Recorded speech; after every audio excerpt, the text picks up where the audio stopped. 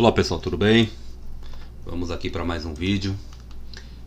Pessoal, então, vídeo anterior eu falei parte mais teórica sobre banco de dados. E aí, nesse vídeo eu vou na parte prática, tá? A parte prática que eu fiz aqui no vídeo anterior foi localizar a pasta do usuário, tá? No Windows. Então essa variável aqui, que ela está visível a todo o formulário FRM principal, ela memoriza a pasta do usuário em questão, cria um diretório, agenda, tá? Dentro dessa pasta. Então tá aqui, ó. Ele adiciona a pasta, a barra invertida, depois adiciona o subdiretório agenda, né, com a barra invertida no final, e o mkdir é justamente para criar, tá? Então ele cria essa pasta aqui dentro da pasta pessoal do usuário. Tá aqui, ó, agenda, tá vazia. Hoje nós vamos criar o banco de dados. Para isso, pessoal, eu vou fazer uma sub especificamente para a criação do banco de dados. Isso aqui é uma colinha minha, tá? Eu utilizo esses sistemas, essa sub, tá? Nos meus sistemas. Então, vou colar aqui e vou explicar para vocês. Por que na criação de banco de dados, por que eu coloquei numa sub? Simples, para eu não ter que ficar repetindo o código. Porque se for para mim ficar repetindo o código, se toda vez que eu for criar um banco de dados ou uma tabela, eu ter que repetir o código, isso é muito trabalhoso, tá? Então por isso que a gente sempre cria uma sub.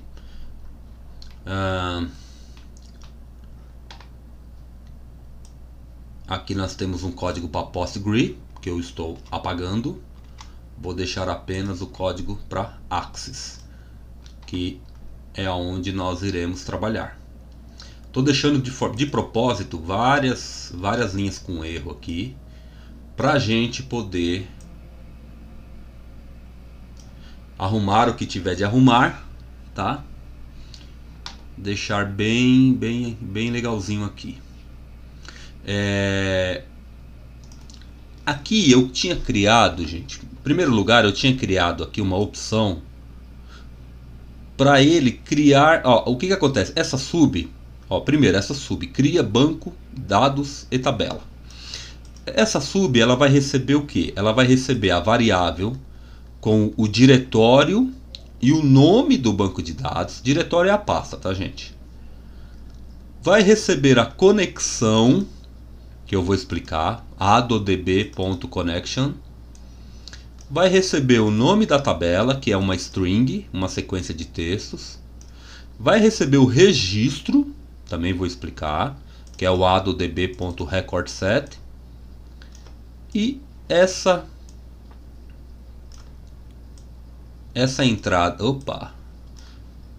entrada aqui eu vou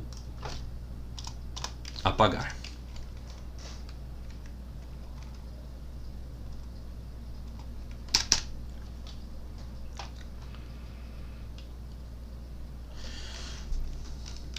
Então quando ela recebe, gente, o que ela vai fazer? Aqui eu coloquei o código para criar o diretório, mas não precisa. Por quê? Porque eu já estou criando o diretório aqui, tá? Então a gente tem que ser o mais objetivo possível, tá? Aqui. Primeira coisa que nós temos aqui, nós temos o adocs.catalog. O catalog, esse adocs.catalog, ele está dando um erro. Por que ele está dando um erro? Porque ele não foi definido, tá? Então, ó, o tipo adocs.catalog não foi definido. Ele até permite que eu crie aqui uma classe, mas não é o caso, eu não vou criar uma classe. O que eu tenho que fazer? Por que ele não foi definido? Porque ele é Deixa eu pegar aqui. Porque ele é uma biblioteca de terceiros, no caso aqui da Microsoft, que eu não referenciei no meu projeto, eu não adicionei ela no meu projeto. Então eu vou clicar 2 vezes aqui no meu projeto, vou vir aqui em referências, vou vir aqui no add, tá? Adicionar, vou vir aqui na com e aqui no tipo de biblioteca, tá? Que já está até selecionado. Vou procurar aqui o Microsoft ADO Ext.2.8. Essa é a referência que eu tenho que colocar. Então vou dar um OK. Vou vir aqui. Veja que nós já não temos mais as linhas de erro. Essa biblioteca, gente, é o que permite a criação do arquivo de banco de dados. Tá? Se eu não crio esse arquivo, eu não consigo... aonde eu vou guardar os dados se eu não tenho um arquivo no meu disco? Tá? Então, vocês vão ver muito aí na internet exemplos de como criar uma tabela, como gravar informações na tabela, mas de como criar banco de dados é mais complicado, tá? É mais difícil. Então aqui vocês verão essa opção, tá? Ok, vamos continuar aqui. Primeiro, o DIN. Lembrem-se que o DIN, o que ele faz? Ele armazena algo na memória. No caso aqui, eu estou armazenando na variável p_arquivo. Eu estou dizendo que ela é um novo. Então, ó, vamos supor assim, tá? p_arquivo. Então, memorize em p_arquivo um novo adocs.catalog. Aí o que ele vai fazer? Primeira coisa aqui, ele vai verificar. Inclusive isso daqui, gente, eu posso muito bem pular. Vem pra cá, ó. Antes aqui, ó. É bom quando a gente revisa um código, né? Que aí a gente tem a chance de arrumar. Se arquivo do banco de dados já existir, pula a etapa de criação dele. Então aqui, percebam que é bem semelhante a essa linha, só que essa linha aqui é de diretório. Essa linha aqui, o file, significa arquivo. Então file, né, acho que assim que fala, é arquivo, tá? Então, se o arquivo esse diretório, tá, existir, se ele existir for verdadeiro, igual a true é verdadeiro, ou seja, se for verdadeiro, tá?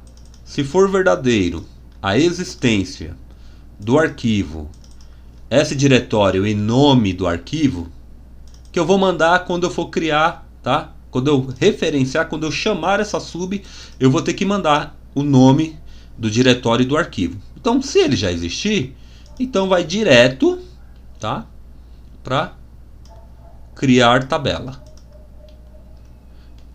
Esse comando goto, goto, vai para. É um comando antigo lá do VB6, tá?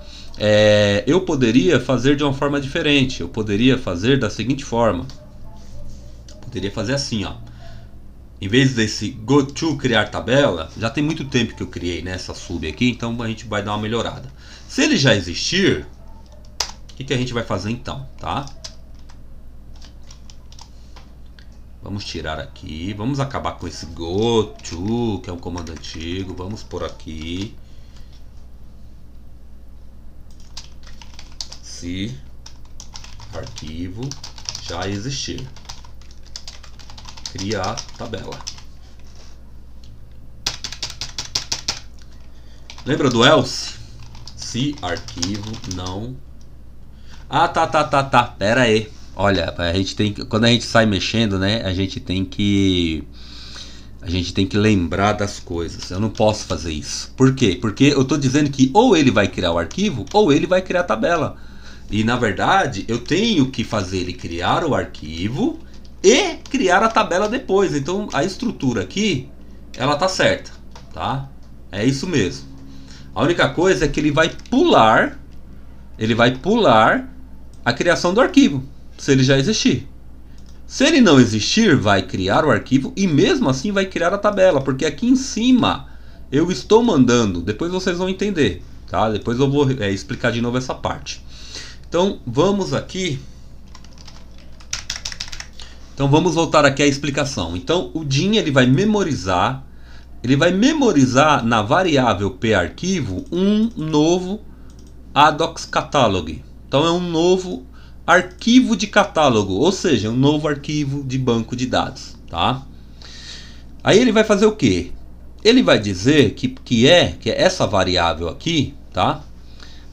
Lembrando que o VB.NET é uma linguagem orientada a objetos, ou seja, tudo é objeto. Então ele está dizendo o seguinte, que esse objeto p-arquivo, ele vai criar, tá? O create, né? Create, ele vai criar o quê? O que ele vai criar? Um arquivo de banco de dados, um arquivo físico. Ele vai usar o provedor da Microsoft .jet.oldb.4.0, que é a versão. Esse jet aqui, Microsoft.jet, é um provedor de banco de dados, tá? Aí aqui ele traz, por exemplo, a versão do engine aqui, né? Como é que eu explico isso aqui? Como se fosse o núcleo. O tipo, né? O tipo de banco de dados, vamos dizer assim. Agora me fugiu o raciocínio certo, tá? E aí ele vai apontar o data source aonde? Ele vai apontar para o arquivo que ele vai receber aqui. O S diretório e nome de arquivo. Então ele vai criar o arquivo exatamente aqui. Data source seria aonde que os dados estarão, tá? A fonte dos dados estarão nesse arquivo. E aí, por último, ele vai colocar uma senha nesse arquivo, tá? De banco de dados. Que aqui, curiosamente, eu quero que o nome dela seja senha mesmo, tá? Então ele cria o arquivo, um arquivo vazio. Depois ele limpa a memória. E aqui a gente só dá um application.doEvents, que é para o nosso sistema não ficar travado. Não sei se vocês já viram, tem sisteminhas que quando eles estão fazendo, eles estão processando, eles ficam como se eles estivessem travados. Se você clica nele, ele fica todo branco, aparece que o programa não está respondendo. Então isso aqui é mais para o programa ele mostrar que ele está funcionando. E aqui, não sei se vocês notaram, mas todo esse código aqui, ele está dentro de um try, catch and try. O que é isso? Try em inglês, né? Uma palavra em inglês que em português significa mais ou menos como tente. Ou seja, ele vai tentar executar esse código e se não der nenhum erro, ele de fato vai executar. Se der algum erro, tá? Ele armazena o erro aqui nessa variável que eu poderia aqui, na verdade a estrutura certa é essa aqui, gente, ó. Essa é a estrutura certa. Aí eu poderia aqui, por exemplo, dar a tela de erro. Falar, olha, houve, tá? Houve erro na criação do arquivo de banco de dados. E aqui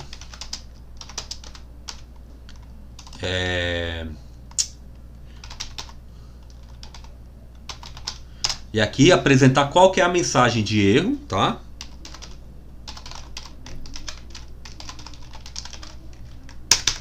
E aí ele vai fazer o que? Ele vai... aconteceu algum erro, ele vai dizer que erro que aconteceu. Geralmente são comandos que a gente deixa eles sem ficar dando mensagem de erro. Por quê? Porque terão aqui, por exemplo, no criar tabela, eu vou mostrar para vocês por que não pode ficar mostrando o erro, tá? Por quê? Porque imagine que você vai criar a tabela e você tem que especificar os campos. E aí, essa sub ela foi projetada de uma forma que o usuário ele pode depois adicionar um outro campo se ele esquecer. Ele não é obrigado, e não é nem se ele esquecer, conforme o programa vai avançando, ele vai, puxa, olha, eu poderia ter feito isso, aí ele precisa criar mais um campo. E aí ele testa esse programa 50 vezes, 30 vezes, né, o programador. E você imagina se toda hora ele for falar, olha, esse campo aqui já existe, esse campo já existe. Então o que esse try ele serve? Ele é muito útil. Ele vai lá, ele tenta executar aquela tarefa. Então se ele tenta adicionar um campo, o campo já existe, beleza. Ele não vai interromper o seu programa. Não vai dar um erro fatal no seu programa e fazer com que o seu programa quebre, vamos dizer assim, feche. Não, ele tentou, já existe. E aí eu não mandei dar nenhuma mensagem, ele vai continuar direto. Por isso que a gente tira, né? A gente deixa assim. Significa o seguinte, tenta. Se der erro, não faz nada. É isso. Tá? Então, aqui, essa parte aqui está pronta, que é a parte da criação do arquivo. Só que ele cria um arquivo vazio. Ele cria um arquivo vazio. Então, aqui o que nós vamos fazer? Tá? Primeiro, gente, eu vou mudar esse aqui, vou corrigir esse aqui, by ref. E vou explicar o que significa by val e by ref. Ah não, esse aqui é by val mesmo. Tô mudando bastante coisinha, gente, pra eu fazer questão de não deixar nada pra trás, tá?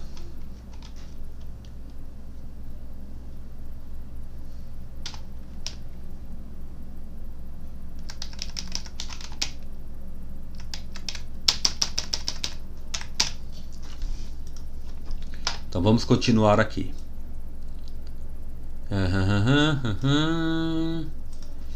Esse arquivo aqui eu vou deixar ADC, que seria adocs só AC, pronto, de adocs catalog, tá? Então aqui a gente só vai arrumar aqui, ó, AC, né? Porque se eu mudo lá na hora que eu memorizo, eu tenho que mudar embaixo também, senão ele vai falar, ué, não conheço P arquivo, tá? Então P arquivos do banco de dados. Então, estou tentando deixar a melhor forma possível. Pronto. Na criação da tabela, eu não criei aqui o arquivo de banco de dados, ele não está vazio. Como é que funciona a estrutura de banco de dados? Eu tenho o arquivo, banco de dados no exemplo aqui do Axis, tá? Eu tenho o arquivo físico, eu tenho tabelas, e dentro das tabelas eu tenho os campos. Então imagine o seguinte, tabela de contatos. Então dentro da tabela de contatos eu vou ter os campos dos contatos, que são quais? O identificador, né, que é o ID, o nome, o telefone e os e-mails.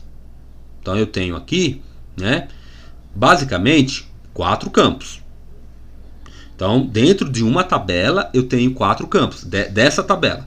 Eu posso criar mais de uma tabela dentro do banco de dados? Posso criar várias tabelas. E nós vamos criar, por exemplo, uma tabela de configurações, para a gente deixar o sistema com a nossa cara, tá? Cada usuário pode deixar com a cara dele.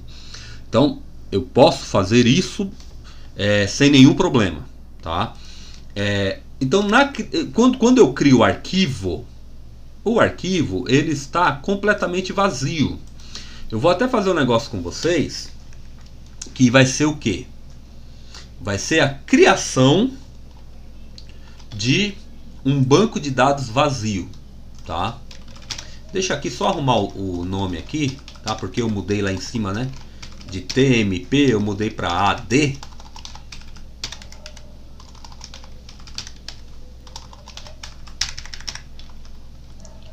E eu quero explicar aqui um a um. Então a primeira coisa, por que eu mudei aqui para by ref e não para by val, tá? Porque na verdade, gente, quando eu recebo um valor, como aqui é uma string, eu estou recebendo um valor que está dentro dessa string, dentro dessa variável, desculpa. Então é uma referência. Desculpa, é um valor. Então, by val, por quê? Porque eu estou recebendo o valor. Quando eu recebo um controle e eu quero trabalhar nesse controle,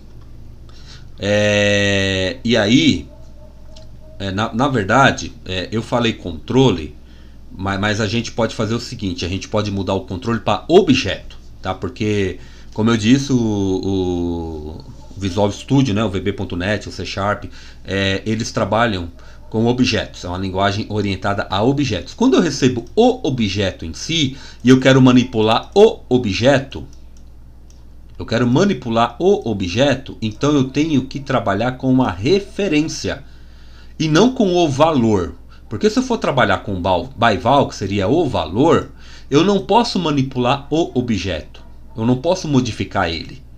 Já o by ref, ele pega lá o índice lá do objeto, onde o objeto está na memória, e ele traz esse objeto para dentro da sub. E aí eu consigo manipular o objeto, eu consigo modificar ele. Então, por exemplo, se fosse um campo de texto, um controle de texto, e eu recebo ele via by ref, eu consigo modificar as propriedades dele. Eu consigo dizer se ele vai ficar visível, invisível, qual que é o tamanho, qual que é a cor de fundo, qual que é a cor da letra. Enquanto que se eu receber somente o valor dele, eu não consigo. E aqui eu estou dizendo que essa variável, a deconexão, ela é do tipo ADODB.connection, ou seja, ela é uma conexão de banco de dados do estilo ADODB. Não vou me aprofundar, até porque eu não sei muito, tá? Tem o ADO, tem o DAO, que é o Direct Access Object, entendeu? Então, assim, isso é muito profundo. Eu acho perda de tempo ficar entrando nesses detalhes, tá?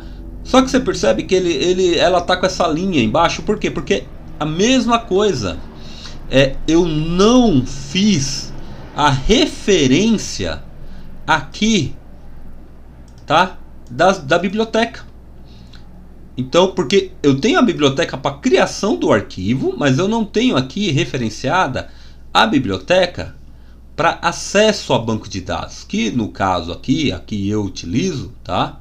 Há muito tempo, é essa daqui, ó. Microsoft ActiveX Data Objects 2.8, tá? Aqui seria como biblioteca, né? Então, vou dar um OK. E agora vocês vão perceber, deixa eu fechar aqui, que sumiu as linhas, tá vendo? Igual aqui, ó, essas linhas azuis aqui, a linha de erro. Por quê? Porque eu fiz a referência. Aí aqui eu pego o nome da tabela e aqui eu pego o registro. Também, tá? É da mesma biblioteca, percebam aqui. Só que enquanto essa é de conexão, essa é do registro. Essa daqui ela abre o arquivo, vamos dizer assim, tá, gente? Ela abre o arquivo. Essa daqui ela abre a tabela e opera nessa tabela, tá? Basicamente é isso. Então vamos aqui para a opção de criar a tabela. Por que eu coloquei esses dois pontinhos aqui? Porque eu consigo chamar com o GoTo, tá? Isso é coisa lá do Arco da Véia, tá, gente? O GoTo cria a tabela. O que ele vai fazer? Se o arquivo já existir, ele vai pular tudo isso aqui. Ele vai vir daqui, ele vai vir para cá. É isso, tá? Aí aqui na criação da tabela, a primeira coisa que vai ser verificado é se a conexão está aberta, tá? Se essa conexão... Aqui na verdade, gente, eu acho até... Ele está trabalhando com essa forma aqui. Aqui eu vou analisar com cuidado, porque se esse código que eu criei, ele fecha a conexão, então em tese eu não preciso referenciar a conexão aqui. Eu posso, já que aqui ele vai abrir a conexão, eu posso na verdade... tô entendendo, é porque ele não declara a conexão aqui dentro. É por isso. E eu me lembrei o porquê. Tá, então esquece. A única coisa que ele vai fazer é o seguinte.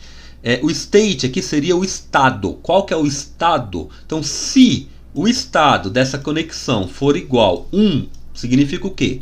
1 é que ela está aberta. Se eu não me engano, ele tem aqui... Não, ele não vai... Ele não... se eu não me engano, ele tinha aqui opções de estados da conexão. Se eu não me engano, eu tenho como deixar isso mais claro. Mas vamos dizer aqui, tá? Já que está dessa forma, que o 1 aqui significa que essa conexão está aberta. Então, o que ele vai fazer? Ele vai fechar a conexão. Ele vai fechar essa conexão para poder abrir ela aqui. É o que ele vai fazer. Isso é algo que depois eu vou analisar com carinho para ver se eu preciso fazer isso. Para ver se não, para ver qual que é o motivo real dele fechar para depois ele abrir novamente, tá? Talvez porque aqui ele muda a direção dessa conexão, tá? O string de conexão aqui, o texto, tá? O texto da conexão aqui, ele vai fazer o que? Ele vai apontar qual que é o provedor de banco de dados, ele vai apontar a pasta e o nome do arquivo, e ele vai apontar a senha para depois ele abrir. Então é o que ele faz primeiro. Aí aqui ele vai fazer a mesma coisa com o registro. Ele vai dizer que se o estado do registro, né, for igual a 1, ou seja, se estiver aberto, ele vai fechar. Aí ele vai setar o cursor, o local do cursor. O local do cursor é aonde a operação vai ocorrer. É do lado cliente ou é do lado servidor? A gente vai deixar como do lado cliente. Por quê? Porque a gente não está trabalhando com cliente e servidor, tá? É um banco de dados simples de conexão local. Aí aqui o que ele vai fazer? Ele vai abrir esse registro, o open significa abrir, da seguinte forma, criando uma tabela. Então, ó, creation table, o nome da tabela, vou deixar um Szinho aqui e vamos por aqui também no nome da tabela. Aí, nessa tabela, ele já vai criar o campo ID, que é um campo que vai auto-incrementar. Como assim? Ele vai começar com 1, 2, 3, 4 e por aí vai. Ou seja, ele nunca vai se repetir, por isso que ele é um campo essencial, tá? E vai setar ele como a chave primária, tá? Isso aqui é uma particularidade do banco de dados do Access. Quem tiver aí curiosidade, dá uma pesquisada para se aprofundar. Aí ele vai dizer o seguinte, ele vai usar, é DA, né? Coloquei ali como DA, como AD, tá? Ele vai usar a conexão, opa, é AD. Ele vai usar a conexão que eu trouxe, que está aqui, que eu referenciei, tá?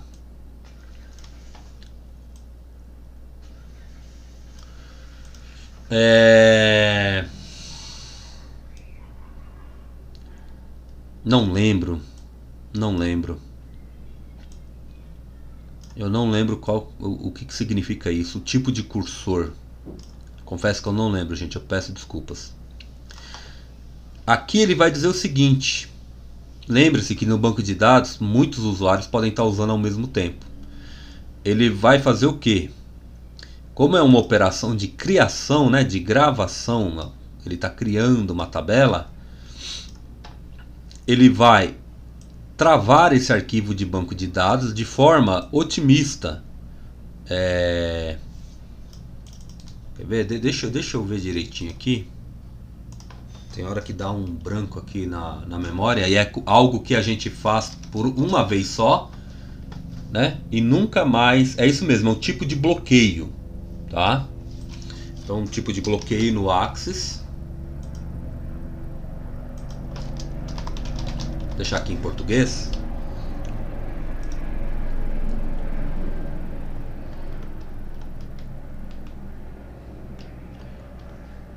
Ó, então ele vai fazer aqui.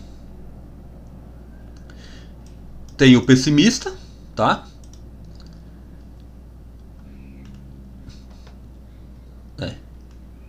Como sempre, os artigos da Microsoft deixam a desejar. Eles sempre mostram só uma parte do que a gente quer.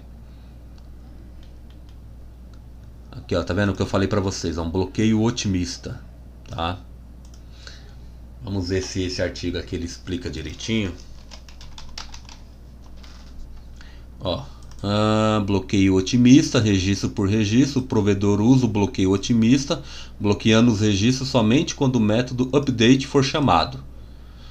Tá, o update é quando eu quero que o banco de dados se atualize. A gente vai ver isso quando a gente estiver adicionando informações, tá? Aí vocês vão ver essa questão do update. Então aqui basicamente o que ele vai fazer? Ele vai criar a tabela que eu mandei e já vai aproveitar e já vai criar o ID, que é o campo que incrementa. Então como é que eu faço aqui na prática para chamar essa sub, tá? Eu faço assim, ó, cria banco de dados e tabela. Se eu só sair, ele vai dar erro. Por quê? Porque eu tenho que alimentar com várias informações. Primeira informação que ele quer é a variável S, a string, né, variável S diretório e nome do banco de dados, que é essa daqui, ó. Qual que é? Seria aqui. Qual que é o diretório? O diretório é pasta agenda. S pasta agenda, que vai trazer exatamente esse endereço, que é o endereço da pasta do cliente, desculpa, da pasta do usuário do Windows, o usuário atual. E a subpasta agenda que a gente mandou criar aqui, tá? Só que eu preciso já do nome também. Então o que eu vou fazer? Eu vou concatenar, vou colocar esse E comercial aqui e o nome vai ser agenda.mdb. Eu vou dizer aqui que é um arquivo do Axis, para depois eu abrir ele e mostrar para vocês. Mas na verdade eu gosto de mudar essa extensão para que o arquivo não seja tão óbvio assim, que qualquer um clicar duas vezes ele já abre o Axis lá pedindo a senha, tá? Então o programador ele tem isso, ele inventa um outro negócio aqui, uma outra extensão. Mas vamos deixar a extensão padrão aqui do Axis. Terminou? Não, não terminou. Eu tenho que mandar a minha conexão. Eu vou ter erro aqui, por quê? Porque eu não criei ela aqui ainda, tá? Mas como eu sei que vai ser essa, então eu vou deixar assim. Nome da tabela. Eu tenho que dar um nome para a tabela que vai receber os contatos. Então, por que não contatos? Certo? E também o meu registro.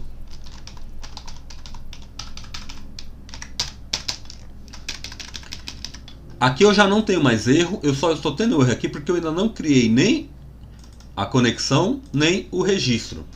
A conexão e o registro eu vou deixar eles aqui fora. Para quê? Para que todo o código do formulário enxergue eles. Então eu vou colocar aqui, ó.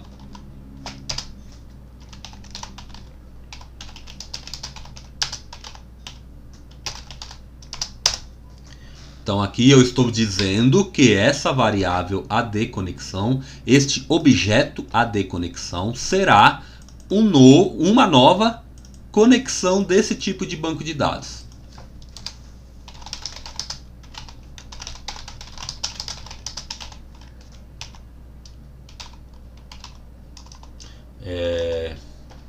Opa, peraí, registro, como é que é? Eu tenho conexão e eu tenho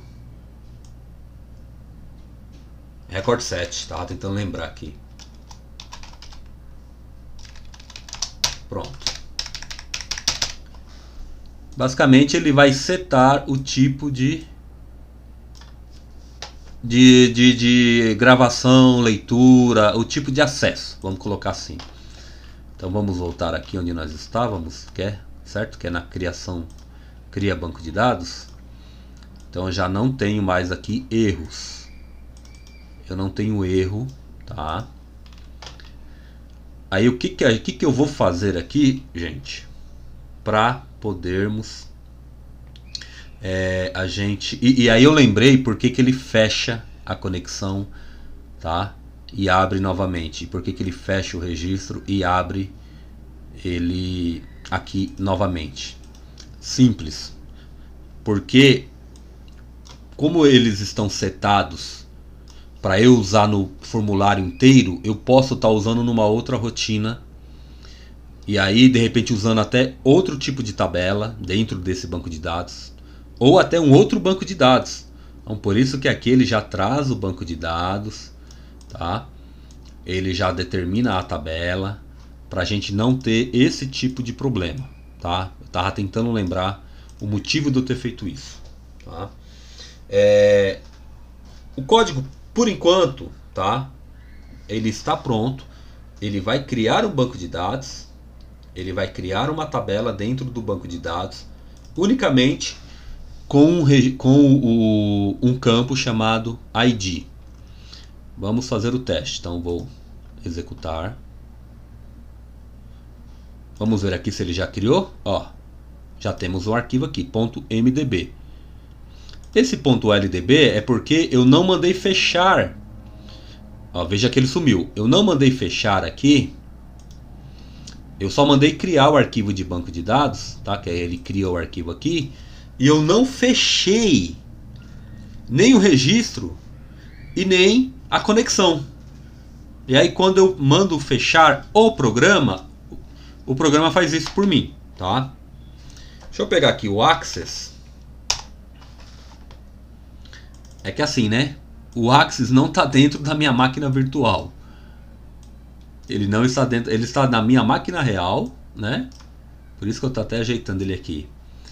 E o arquivo eu salvei na minha máquina virtual, tá? Cadê o arquivo? Aqui. Então vou fazer o seguinte. Deixa eu ver se a minha máquina virtual aqui, ela tá com a área de transferência aqui está compartilhada. Então acho que eu consigo. Eu vou copiar aqui. Deixa eu abrir aqui uma pasta na minha máquina real. Deixa eu fazer aqui vou pegar uma pastinha qualquer aqui. Melhor, vou vir aqui, ó. Pronto. Ó, essa pasta aqui está na minha máquina real, gente. Por isso que eu estou ajustando aqui. Deixa eu ver se... Ó, ele não me permite colar. Então deixa eu ver se eu consigo arrastar. Deixa eu deixar aqui a opção bidirecional. Deixa eu fechar isso aqui que estou toda hora me atrapalhando. Para eu tentar arrastar. Então tá aqui. Deixa eu ver se ele me... Pronto, ele me permitiu. Então, ó, se vocês verem, é o mesmo arquivo, tá? Mas para não ficar aí como se eu estivesse trapaceando, é o mesmo arquivo, ó, mesmo tamanho, mesma data, tá? 1 minuto de diferença porque eu arrastei, né? Quando eu arrasto ele cria aqui, mas o mesmo tamanho tudo. Aqui eu tenho o Access, então eu vou clicar 2 vezes nesse arquivo. Ele vai pedir a senha. Se vocês voltarem o vídeo, eu criei uma senha chamada senha. Então tá aqui, senha. Contatos, é uma tabela, ele criou, tá aqui. E ele criou um campo chamado ID. Deixa eu vir aqui no modo design. Tá aqui, ó.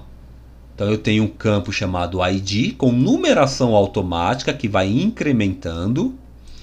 E é a chave primária. O Access ele obriga, né, uma chave primária. O que é a numeração automática, gente? É isso aqui. Vou fazer uma gambiarrinha aqui.